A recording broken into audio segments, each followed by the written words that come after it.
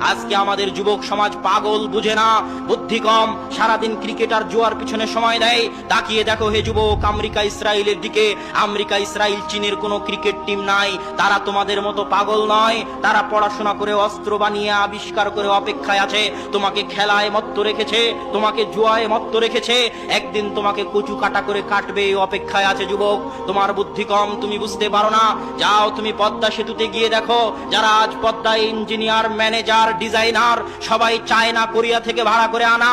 আর মাথায় ইট পাটকেল নিয়ে পাইলের মধ্যে ফেলতেছে যে লেবার, ওই লেবার হচ্ছে বাঙালি, বাংলাদেশি। এত অধপতন কেন?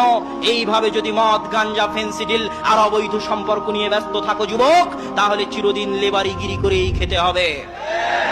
অতএব এখনই সজাগ হতে হবে, আত্মমর্যাদাশীল হতে হবে, নিজেকে দাম দেওয়া শিখতে হবে। দাম দেওয়া কাকে বলে? আত্মমর্যাদা কাকে বলে? সমুদ্রে যখন একটা পানা চলে, খড়কুটো চলে, স্রোত যেই দিকে যায় ওই পানা খড়কুটো সেই দিকে যায়। ওই পানা খড়কুটোর কোনো দাম নেই, কোনো শক্তি নেই। কিন্তু যখন একটা নৌকা চলে, নৌকার শক্তি থাকে আলাদা, যেদিকে ইচ্ছা সেদিকে যেতে চায়, স্রোতের মোকাবেলা করে যেতে চায়। তার মানে তার দাম আছে, শক্তি আছে। যুবক, যখন তুমি কোনো খেলা দেখে খেলোয়াড়ের অনুসরণ করতে চাও, কোন মুভি ছবি দেখে যেই নায়কের অনুসরণ করতে চাও, মা এবং বোনেরা যখন সিরিয়াল দেখে সেই সিরিয়ালের নায়িকার অনুসরণ করতে চায়, পাখির ড্রেসের অনুসরণ করতে চায়, তখন বুঝতে হবে তাদের মধ্যে আত্মমর্যাদা নেই। তারা নিজেদেরকে দাম দিতে জানে না।